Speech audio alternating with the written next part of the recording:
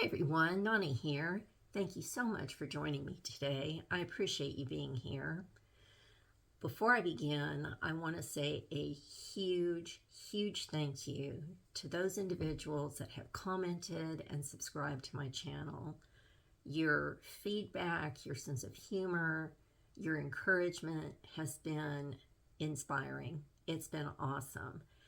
You commenting and subscribing is letting me know that those individuals that encouraged me to have a YouTube channel might have been right, and I hope I'm going down the right track in reaching those people that need someone to encourage them and inspire them, as well as be informative. Thank you kindly, thank you sincerely. I appreciate it more than you will ever know. I do have a tidbit of information to share with you. I had a teacher approach me and ask me if I would be willing to allow her to share my journey and my videos with her class every time a video was released, and I was completely taken aback and speechless and moved deeply that she would even consider asking me to do that. So I'm excited about that as well. Wonderful things are happening on this channel. So moving on, thank you again. I appreciate you being here. Today, I want to talk to you about several items that I put in my med kit when I get ready to hike, as well as a portion of my hygiene routine.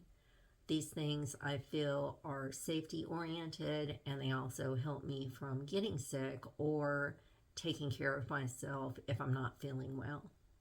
Hopefully these will be helpful for you. They may not be for everyone, and that's okay. But for those of you individuals that it makes a difference, I'm more than happy to share the information that I have. So let's begin. Once I come into camp and I'm ready to clean up, I make sure that I have some filtered water and put some into a 1 gallon Ziploc bag. This is about a third full. Once I do that, I take Dr. Bronner's soap, which is biodegradable, and put 3 or 4 drops inside of that bag and swish it around. This is a 2-ounce bottle. I do not take this entire bottle on the trip. This is very concentrated soap. A little bit of this goes a long way. That's why there's only 3 or 4 drops that I put inside the bag. Once that's done, I use these Porta Wipes compressed towelettes. These are biodegradable and they're reusable, but I can assure you, after you've used one of these on the trail, you're not going to want to reuse it again. They're hypoallergenic, so if you have sensitive skin, these still work very well with your skin type. These little towelettes only weigh 1/8 of an ounce. They are just the coolest thing. What I do is I take these and I put them inside of the water that's in this bag. Not only is it gaining the water, but it's also getting the soapy water. As an example, this is how one of them hydrate. And you can see how quickly it hydrated. Once it's hydrated, I remove the excess water back into the bag, and once you unwrap it, the towelette is actually a 9 by 10 towelette, which is a really nice size. It's a decent size. It's also got a textured fabric that you can see, which assists a great deal in taking off the debris and grime, sweat from your body. I use 4 of these a day, and I use them all in the evening. One is for my face, my neck, and my arms, 1 leg and 1 foot, the other one. And then I use one for my nether regions. This has been a great system. It's worked perfectly for me. The only problem with this is, at the end of the day, you have this left over, 3 or 4 of them. And what I do is I wring out any excess moisture from this and just lay them out. They're dry in the morning, and they weigh pretty close to 1/8 of an ounce the next morning. Because you're hiking and it's leave no trace, you have to pack these out. When you have 3 or 4 of these at the end of the day, and if you're going to not go into town for 4 or 5 days, then you have quite a few of these. But to me, it is absolutely worth whatever I have to do to feel a little bit cleaner at the end of the day, especially in the middle of the summer. We purchased these towelettes on Amazon and printed this off so you could see. They're not really that expensive. I printed off the information on Amazon for Dr. Bronner's soap. And as you can see, it's biodegradable. It has no detergent or foaming agent. Now, the thing about this soap is you should not use it at a water source. You need to get your water, take it away from a water source, add your soap, and bathe, wash yourself, wash your dishes, whatever you're going to be doing, away from a water source. And also dump your water away from a water source. I save this water after I'm done cleaning up at the end of the day, because all you've done is taken your towelettes and put them in here and taken them out. The water is still clean. And the next morning I can use this water for washing a pot, or I can use it to, again, use another towelette if I want to use another one of these. Wash my face. You can wash your hands. This has been a really good system. I hope that you'll consider it, and if so, that it works well for you. One of the systems I use is these lip gloss tube containers. They're pretty interesting. They don't weigh anything, and once you unscrew the cap, the little lip gloss slider pulls out and you can put whatever liquid you're interested in straight inside of there. Once you've done that, you can actually take what you have filled into the tube and write with a Sharpie on here what's inside. I wanted to make sure that I had something for poison oak and poison ivy when I went on this trip. So I have put some of this liquid inside the tube. I've also done the same thing with sunscreen for my Sawyer sunscreen lotion. I'm pretty happy with that. This weighs 3/4 of an ounce, and it's much less than taking this 4-ounce bottle. Also, because I tend to have reactions to bug bites, I filled one of the containers with this Benadryl gel, which has worked perfectly. And I did get bit by something on my shakedown hike. I printed this off for you. Hopefully it will help. I have not used 22 of these. You can see that I've only used a few. But this is how much they are on Amazon if you're interested. The system has worked well for me, and I would highly recommend it. Some of the other items that will be in my pack are Aquaphor. This is used for cracked, dry, or irritated skin. It's very useful, and this little container only weighs 10 grams. It's 0.35 ounces. Also, I previously talked to you about the foot glide that I take and put on my heels every morning when I get ready to put on my trail shoes.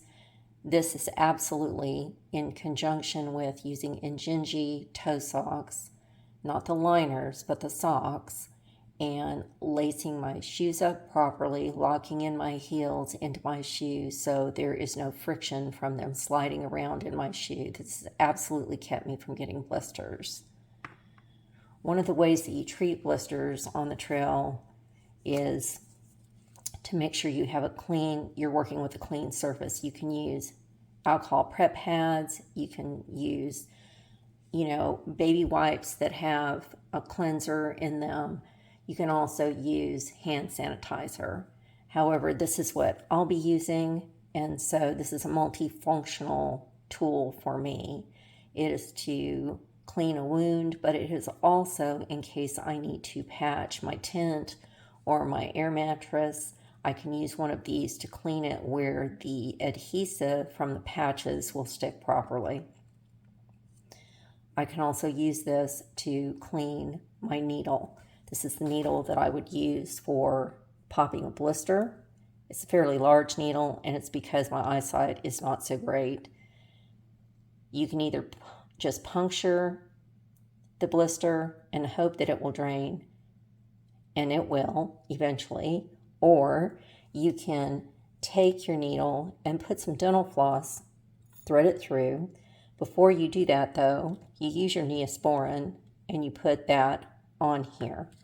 You thread it through your needle, and then you take the needle with the floss and thread it through your blister. Once it's threaded through your blister, you just leave enough for it to stay within the blister. It has a little end on each side, and then you snip it off. You let it stay there overnight, and overnight your blister will continue to drain, and it will drain without hopefully becoming infected, because you have put Neosporin on it and you cleaned it before you actually got ready to puncture the blister. Once you get up in the morning, you just pull the dental floss out of the blister area. Perhaps treat it again with a little bit more Neosporin or with an alcohol pad. Maybe put a Band-Aid on it and go about your day. I just have regular dental floss. One of the ways that you can sterilize your needle is with the alcohol pad. You can also use a lighter. You can also use hand sanitizer. You can also boil your needle. There are several different ways to do that, but make sure it's sterilized before you actually insert that into a blister. Also, make sure that you have a pair of tweezers for the removal of ticks, or you have a tick key with you. I don't have a tick key to show you because I'm not going to use one. I'm actually going to use these tweezers. These are multifunctional for me.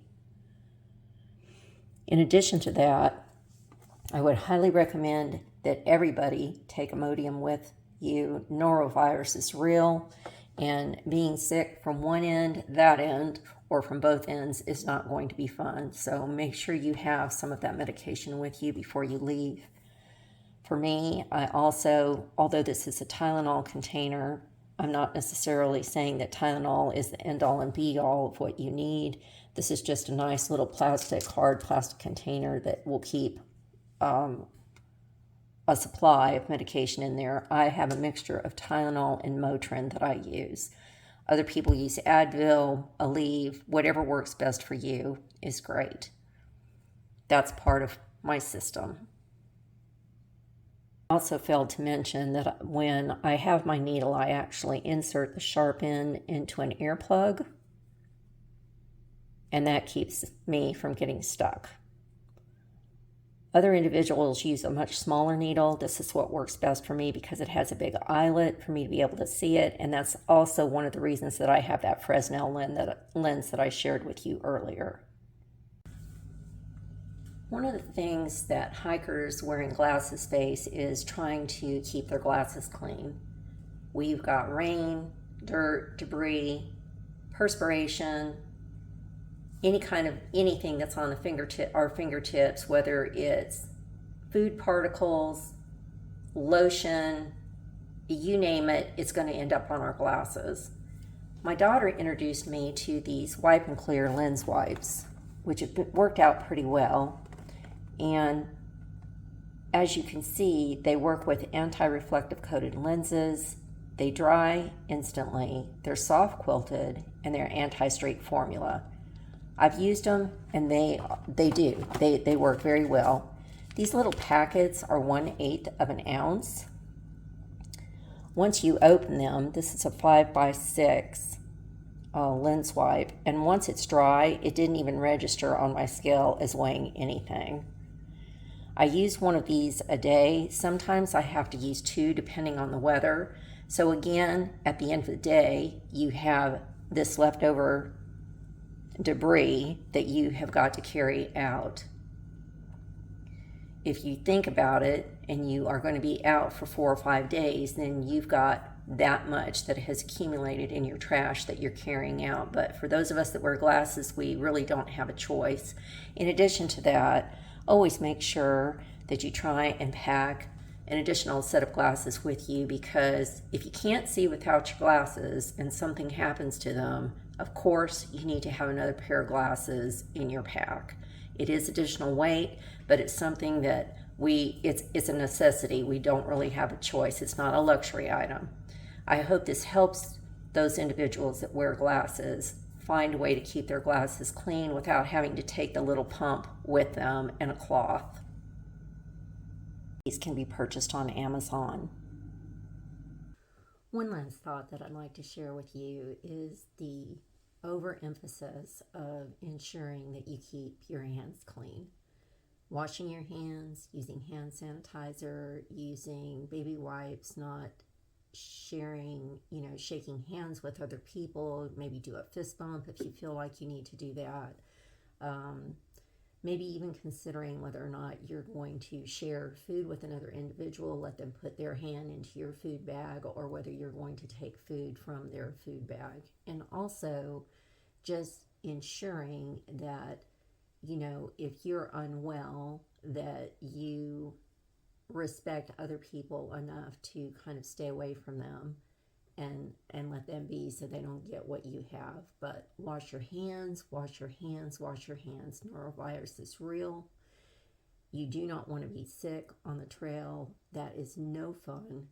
And being sick from both ends on the trail with a limited amount of toilet paper, people all around you, and being out in the middle of the woods is not something that anyone wants to experience. Please use good hygiene when you are out on the trail. Also, please do not wash your hands in a water source. If you will utilize a Ziploc bag, put the water in the bag as I showed you in this video, and some soap. Swish it around, put your hands in there, wash your hands. At the end of the day, at the beginning of the next morning, you can save that water, use it for the next morning as well. I leave that Ziploc bag on the outside of my tent, and when I get up in the morning, I can just use it and wash my hands and my face that way. Good hygiene, it's going to make a difference. So in closing this video, I want to say thank you for joining my channel today and spending time with me and allowing me to share information with you. It's my privilege to do that. And for those individuals that have commented and sent encouragement and inspiration to me, thank you. For those individuals that have subscribed to my channel, I can't tell you how much it means to me as well. It helps me know that hopefully I'm moving in the right direction and reaching individuals that can take away something from what is shared. It means the world to me. So until the next time, take good care, and I'll see you in the next video.